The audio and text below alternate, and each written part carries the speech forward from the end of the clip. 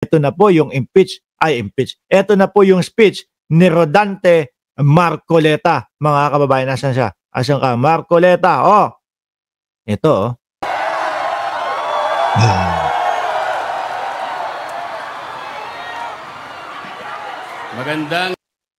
Magandang umaga, pero mukhang mainit agad ang ulo ni Rodante Marcoleta. Gabi po sa ating lahat, mga kapatid, mga kababayan.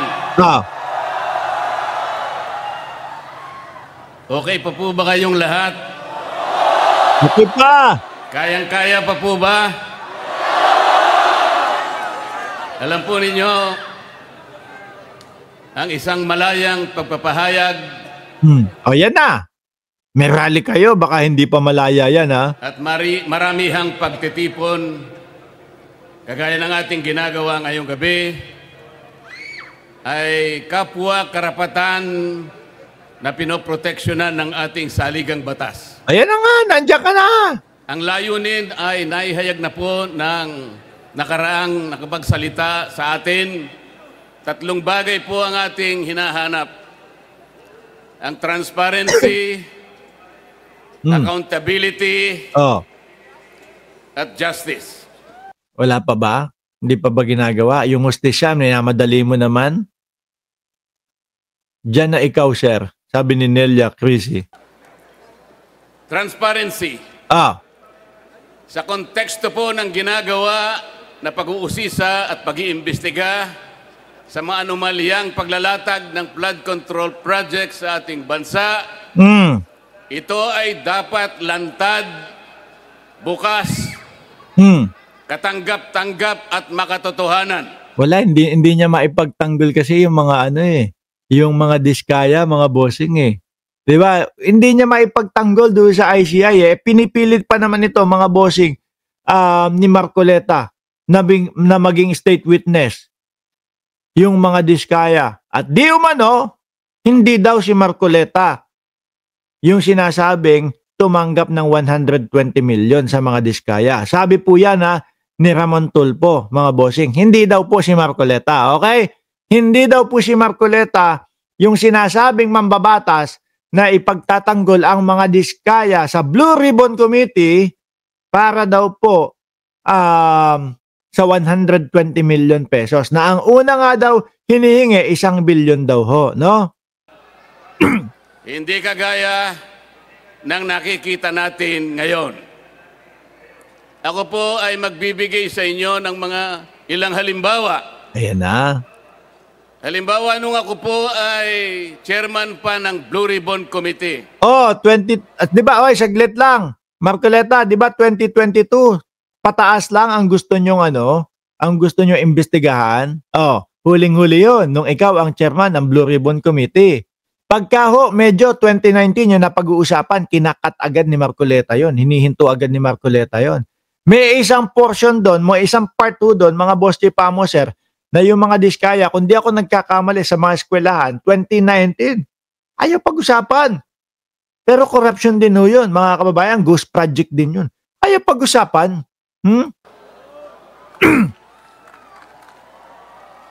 Ipinasya ko po na gamitin natin yung batas na nauukol sa Witness Protection Program. Ayan na, putik na yan, pati ba dyan sa INC rally? Ipagpipilitan mo yung Witness Protection Program para doon sa mga diskaya? Dahil po, napakahirap talagang magturo, maglantad, tumukoy, lalong-lalo na yung mga mastermind ng kawalang hiyang ito. Meron pong nagkusa, kahit alam nilang mahirap at magsasakripisyo sila, sapagkat manganganib ang kanilang buhay, pati na ang kanilang pamilya. Ang tinutukoy ko po ay ang mag-asawang diskaya. Para sa ganon ay makatulong sila sa estado na hanapin natin kung sino. Ayan ano ho yan?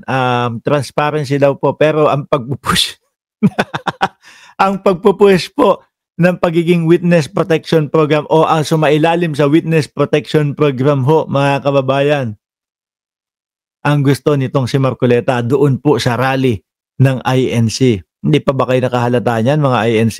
Sino yung utak? Kung sino ang mastermind? Hindi pa po nakapagsisimula ang proseso. Kayo, mga INC, sige nga. No, kung may INC dyan sa comment section, naniniwala kayo na dapat ang mga diskaya is yung sumailalim sa Witness Protection Program? Putik na yan. Yung nakikita nyo pong ino-auction ng gobyerno ngayon, 13 yata na mga luxury car nila, hindi labag sa loob nila yun. Hindi nila isinuko yun. Talagang kumpiskado po yun. Hindi kagaya nung Bryce Hernandez, mga bossing, ha? O sige po, kung kailangan, ibalik ko lahat, no? Ibabalik ko po. Kusan loob yung kay Bryce Hernandez ng pagsuko ng mga Ferrari, Lamborghini, o yung mga mamahal na mga sasakyan. Kusang loob yun.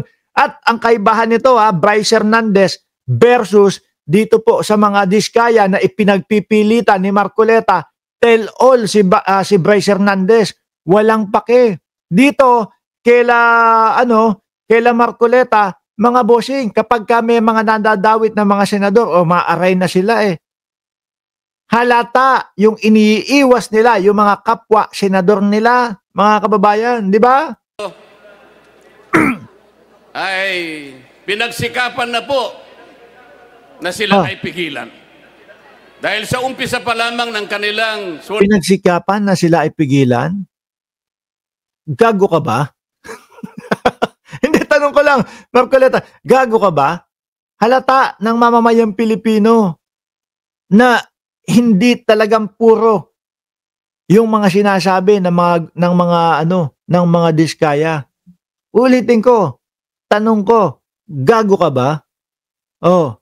statement, natukoy na nila initially 17 members of the House of Representatives. Kaagad sinabi na noon, Senado, baka magbabanggit ka, Senador. Baka naman magbabanggit ka. O, House lang. House lang. Yan yung sinasabi ko sa iyo, boss No? Gago ka ba? Halata namin na iniiwas ninyo yung mga kapwa ninyo, Senador. Secretary ng Department of Justice, Boying Remulla, na bago maproseso ang aplikasyon ng mga diskaya upang baka sakaling sila ay maging testigo ng Estado, kailangan muna silang magsoli ng inaakala niyang nakulimbat nila. Ang sabi ko po sa kanya, ayaw ni Marcoleta yun. Ayaw ni Marcoleta yun, mga boss. Ang sabi, may batas ba na isoli? Yang ganyan. Tsaka ganyan din, no? Yung dahilan ni Marcoleta doon sa kanyang sose, may batas ba na kapag hindi ko nilagay yung mga pangalan nung nag-donate sa akin, ay labag ang ginawa ko? Meron daw.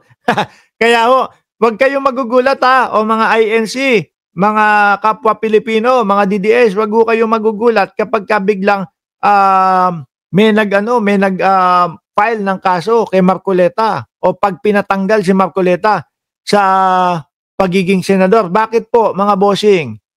Kasi mga kababayan, ang sabi, yung sose daw po, kapag wala kang sose na ipinasa, no, wala kang karapatang maupo sa kahit na anong posisyon.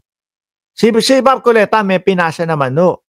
Kaya lang, mga bossing, ang nilagay niya doon, 0 donors. Walang nagbigay sa kanya. Sa madaling salita, pera niya yung ginamit, mga kababayan. Pero, umamin si Boy 2K doon sa Net25. Meron naman po talagang nag-donate sa akin. May mga kaibigan ako. Kaya lang hindi ko sinulat doon sa sose. Ano ibig sabihin nun? Kasinungalingan. Ang katumbas daw po ng pagsisinungaling doon sa sose ay ibig sabihin wala ka ding sose. Yun ang katumbas nun. So, madaling mapapatanggal tong gago ba to na si Marcoleta. Marcoleta, tatanungin ulit kita, gago ka ba?